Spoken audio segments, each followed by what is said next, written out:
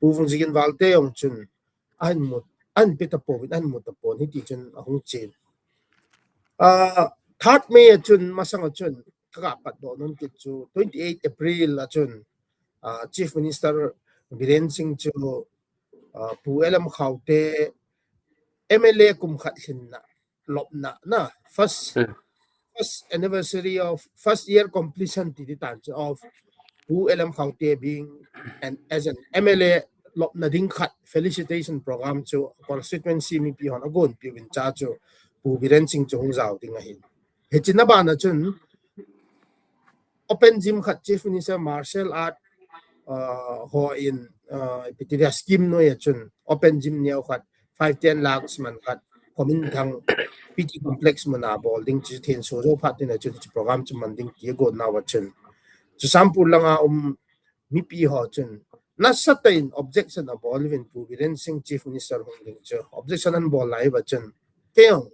pu won jing valte kom ka ga chi in pu elam khaute kom ka chin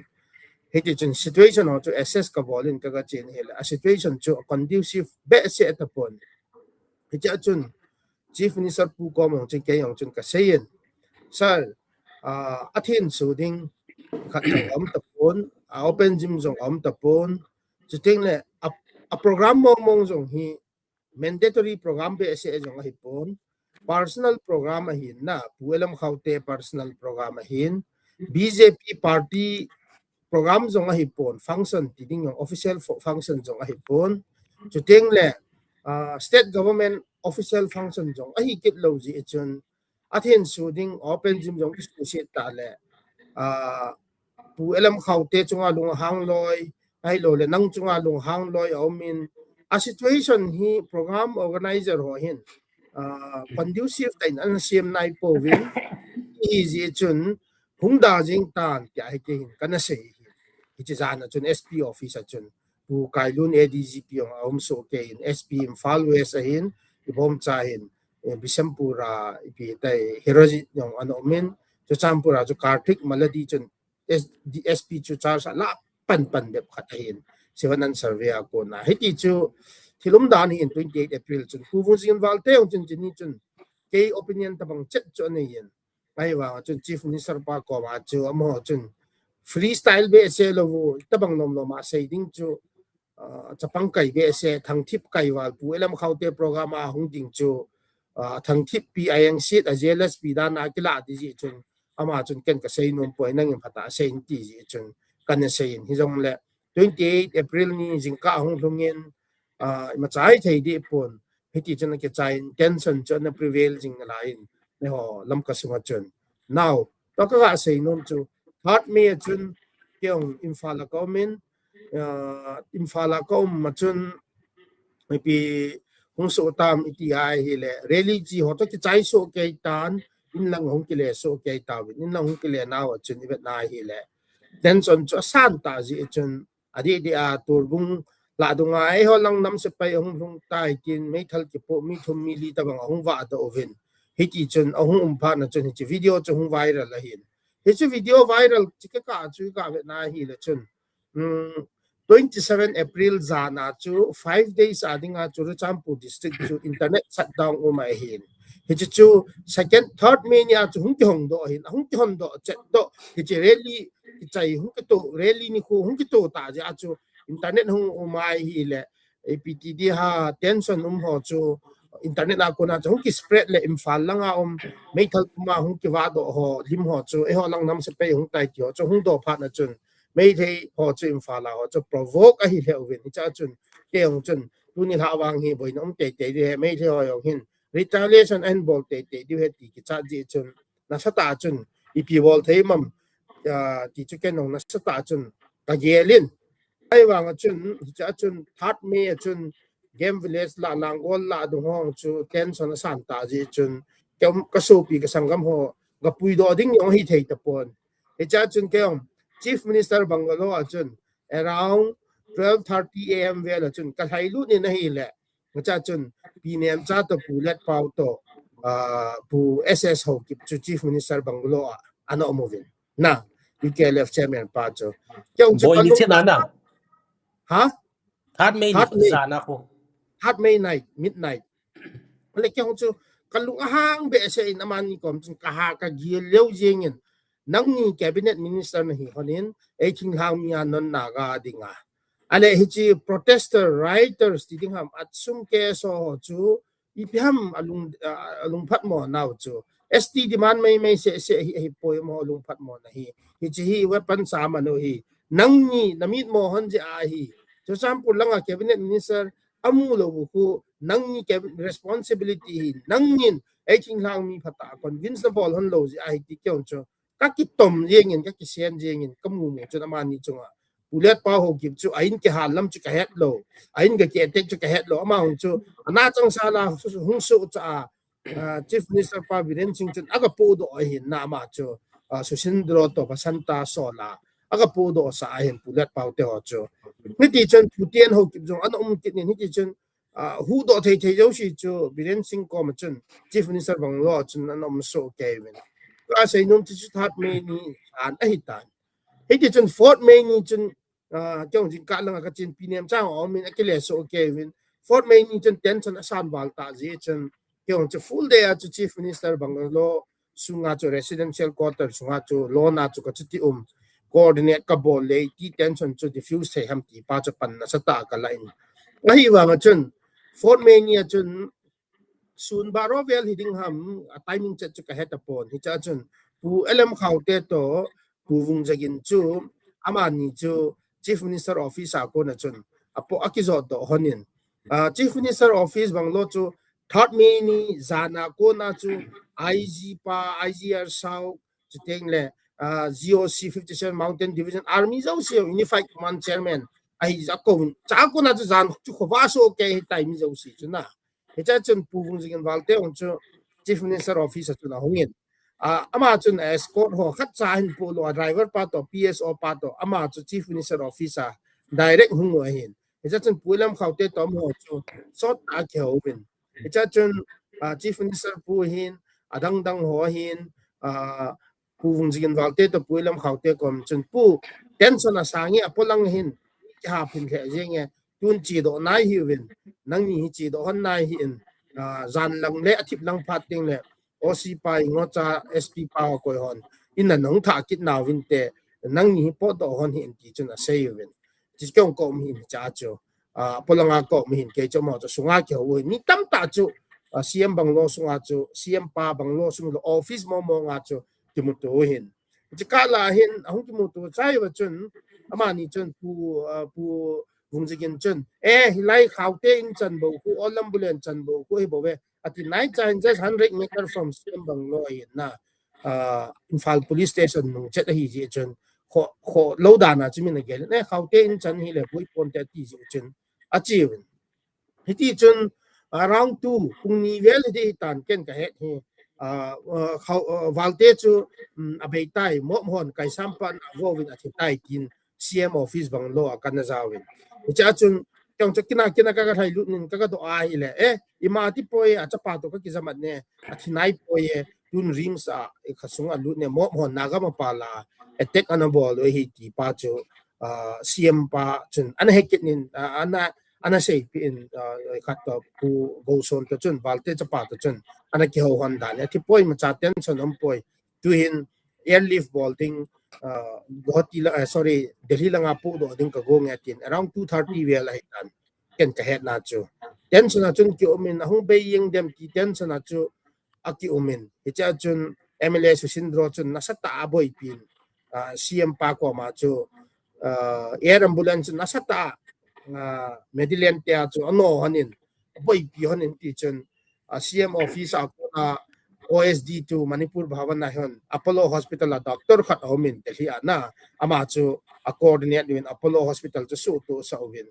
zan baro makhai 5th May 2023 around 12:30 am na midnight vela chun airport na tha do win around 4:30 vela chu am in the morning ma chu Delhi a lung wa ta chu Apollo Hospital a chu hi OSD to Manipur Bhavan pa chun doctor pa chun na po hin ale hi ke kala chun pu ngin valte chu ti chun attention tan hi kala ga sei nom pa chu pumon screen na yong hin in share thobin ka tin ka sei nom pa chu pu vungjagin walte hi piti de ha ama hi khatna ko na hung boy hung uelam khaute to hung khom hon hin ama ni adi chanai se ya hele chun uelam khaute to hung khom hon hin uelam khaute to kile khom hon hin uelam khaute hin ipiti ya hi le hin ama ina ko na chu a security chu escort ni chu ape a asol do jing ham na ko tara chu ji aman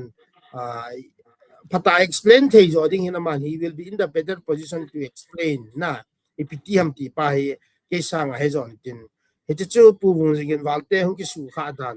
ke het dan what was happening on 3rd 4th 28 27 28 April chu ting the 3rd 4th May ti la til hung su dan ke ma account experience dan pa chu ke man ka het dan pa chu chan chu ka sei nom hin te. Let's be clearer na til mi piten a het them na diu a sequence of event til hung so dan mi piten in het them na diu nang jong ka Thudih hoi hal khat hin don but din lang na pu bu zigin valte to na ki close dan hi na sei dan ba le nang to biren hi tan hung ki close na nu pan hung ba jiang hi pu bu zigin valte na hin introduce ji a na sei dan ham na hita chu biren to chun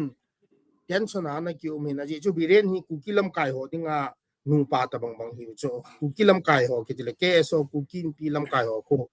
2002 a ko na congress phat lai ko na mle hi a hi ma sanga ko na kukilam kai ho to hi na mai very good very close the thing le very intimate hi ho hin ai chu manipur hu po do na 2017 bet na lai hin 79 hu chu abisojit lampang ni chu en ki hezep ya abiren lang chu line ki nei lo hin abiren to chun ki ho thei jo in 17 18 19 ti la chu chu biren to ki against ki na chu hilo si a chu ngok thei lo na ji chaman ku ki lang ho perspective ngen chu ala ji a chu ku ki lang lam kai ho chun ke so ku kin pi chun tha do lang pong chu ignore abol jeng a hin suppress abol jeng hin ane ja chu pu jengin walte chun Benjamin Mate MP election hong te na chu vote la chu ke hong chu phachom zep ding ham tia chu e pui lu ta hin na loi ke ho so ke win tu nom na lai win loi te them khat no za win cha chu photo ngom na lai in cha chu biren ko ma chu e pui lu nu wa e tha ma chun bridge ti dia bridge a hu pang hin ja chu 2019 19 a ko na chu April May ha ko na chu hung ki tha vop ke jong le chi ta intimate ki lo hin maybe after 2020 jawa ko na chu hung jing walte cabinet minister hung hi jawa ko na chu amang chun ke chun koi ma na mar ka hepoi zomi ke hepoi mizo meite ke hepoi kuki ke hepoi ken mizo si equal respect ka pe hin ke hi na mo mo nga ja chu zomi ho aspiration ho yong chu respect ka pe mar ho hele koi le ya chu pu hung jing walte chun athua cho logic nga ju ki vop the hi ji chun ama chun ke chu ka ke ho jing ji chun e het thim ji chun chief minister pu biren to yong phata ki gop theile win-win situation ni bonds ke wai the ding a hi ki pa gel ja cho ma chun e na introduce ki te hin yes biren sing to chief minister pa to hung ki vop kit na dinga hung ki het hi chan ge ya intimate ta hung ki vop the ni dinga hin Buvung again was one such instrumental ama lampi sa dai ama zal hi pai ra phongdoh no me na seidan chu nang to detol bu na hung ki close masanga kuki student association kuki keso ti hovel to anaki close mama na eche nang hi biren to keso ho kukin piti ho ko anaki close na pe nangin naga bulua akia lang ho chu naga paila nang to biren chu naga kichen ti tabang hi hin na ale chi Michael achom lamin hindon bun lang na iti open gym hi iti dana hi tabanga controversial hung hi ham open gym very interesting khat he pumon very interesting ka ti chu chief minister pu biren sing hi amao hi pitia very experienced khat ching amao hi mi hel ta khat ti ding ham na thil hi gel do zat nei ke chol restless ta khat hi na mai on kamu da nai ale ha sei phat daw ka zan ompoi lo restless ti hin na restless ki to apa ham si ham chi ka hepon ka vet da na ale cha he ma hin martial arts lampang working chi ho bang khu hita mo working chi lo equipment khat men open gym han lang stretching ga bol le ti ho mentality khat ne nei kha am khat din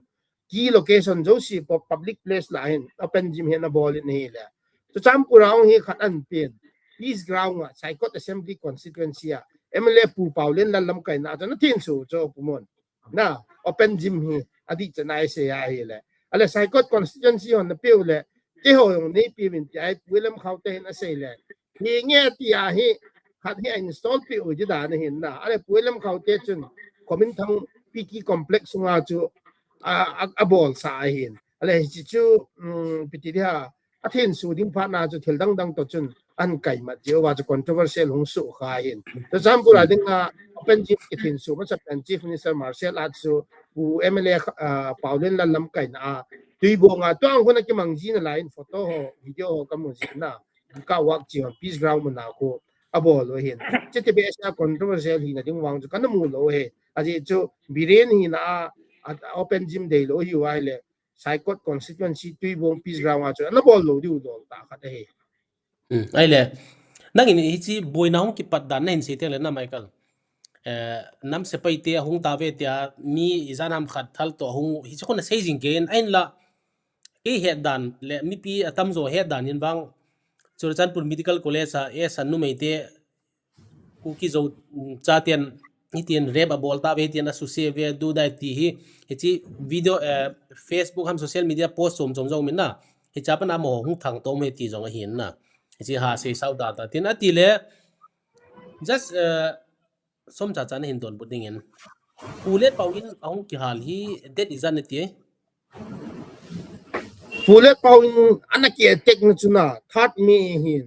third me ama hi first attack hi dan hi kamu da na hi tulang ka ga gel do da na hi ama hi ke attack ma sa pen loi ti de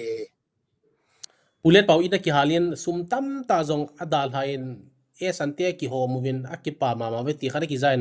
hi ichana di an henam ke narrative hi mai the hin na